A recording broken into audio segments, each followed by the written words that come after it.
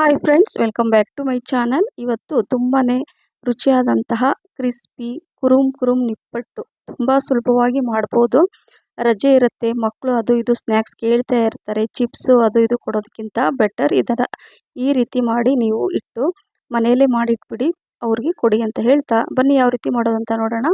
ಅರ್ಧ ಹೋಳಷ್ಟು ನಾನು ಒಣ ಕೊಬ್ಬರಿ ತೊಗೊಂಡಿದ್ದೀನಿ. 1 ಕಪ್ಪಷ್ಟು ಶೇಂಗಾ ಹುರಿದ್ಬಿಟ್ಟು ಹಾಕಿದ್ದೀನಿ. ಹಾಗೆ ಅರ್ಧ ಬಟ್ಲಷ್ಟು ಪುಟಾಣಿ, ಸ್ವಲ್ಪ ಕರಿಬೇವು ಸೊಪ್ಪು, 4 ರಿಂದ 5 ಹಸಿಮೆಣಸಿನ್ಕಾಯಿ, 1 ಟೀ ಸ್ಪೂನ್ ಜೀರಿಗೆ, ಅರ್ಧ ಟೀ ಸ್ಪೂನ್ ಅಜ್ವಾಯಿನ್ ಮತ್ತು ರುಚಿಗೆ ತಕ್ಕಷ್ಟು ಉಪ್ಪು ಕೂಡ ಹಾಕ್ಕೊಳ್ಳಿ.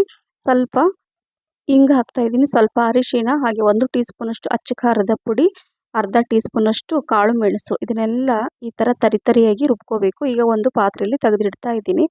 ಈಗ ಇಲ್ಲಿ ನಾನು 1 ಕಪ್ಪಷ್ಟು ಅಕ್ಕಿ ಹಿಟ್ಟು ಹಾಕ್ಕೊಂಡಿದ್ದೀನಿ. ಇನ್ನೊಂದು ಕಪ್ ಅಂದರೆ 2 ಕಪ್ಪಷ್ಟು ಅಕ್ಕಿ ಹಿಟ್ಟು ಹಾಕ್ಕೊಂಡಿದ್ದೀನಿ. ಹಾಗೆ 7 ರಿಂದ 8 ಟೀ ಸ್ಪೂನಷ್ಟು ಕಾಯಿಸಿ ಆರಿಸಿದಂತಹ ಎಣ್ಣೆ ಹಾಕ್ಕೋಬೇಕು. ನಂತರ ಇಲ್ಲಿ ಸ್ವಲ್ಪನೇ ನೀರು ಹಾಕ್ಕೊಂಡು ಟೈಟಾಗಿ ಈ ಥರ ಕಲಿಸ್ಕೋಬೇಕು. ನಂತರ 1 ಟೀ ಸ್ಪೂನಷ್ಟು ಎಣ್ಣೆ ಹಾಕಿ ಮಿಕ್ಸ್ ಮಾಡಿ ಇಟ್ಕೊಂಡಿದ್ದೀನಿ. ಇಲ್ಲಿ ಒಂದು ಕಡಾಯಿಯಲ್ಲಿ ನಾನು ಫ್ರೈ ಮಾಡಲಿಕ್ಕೆ ಎಣ್ಣೆನ ಬಿಸಿ ಮಾಡಲಿಕ್ಕೆ ಇಟ್ಟಿದ್ದೀನಿ. ಹಾಗೆ ಇಲ್ಲಿ ಸಣ್ಣ ಸಣ್ಣ ಉಂಡೆಗಳನ್ನು ಮಾಡಿ ಇಟ್ಕೊಂಡಿದ್ದೀನಿ. ನಂತರ ಈ ಥರ ಪ್ರೆಸ್ ಮಾಡಿಬಿಟ್ಟು ಕೈಯಿಂದನೇ ಈ ಥರ ನೋಡಿ, ಇದನ್ನು ಈಗ ಕಾದಿರುವ ಎಣ್ಣೆಯಲ್ಲಿ ಹಾಕಿ ಮೀಡಿಯಂ ಫ್ಲೇಮಲ್ಲಿ ಫ್ರೈ ಮಾಡ್ಕೋಬೇಕು. ಸೇಮ್ ಅದೇ ರೀತಿ ಎಲ್ಲ ನಾನು ನಿಪ್ಪಟ್ಟನ್ನು ಸೇಮ್ ಕೈಯಿಂದ ಈ ಥರ ಪ್ರೆಸ್ ಮಾಡಿ ಇದರಲ್ಲಿ ಹಾಕ್ಕೊಂಡು ಮೀಡಿಯಂ ಫ್ಲೇಮಲ್ಲೇ ಎಲ್ಲ ಫ್ರೈ ಮಾಡಿಬಿಟ್ಟು ನಾನು ತೆಗೆದಿಡ್ತಾ ಇದ್ದೀನಿ.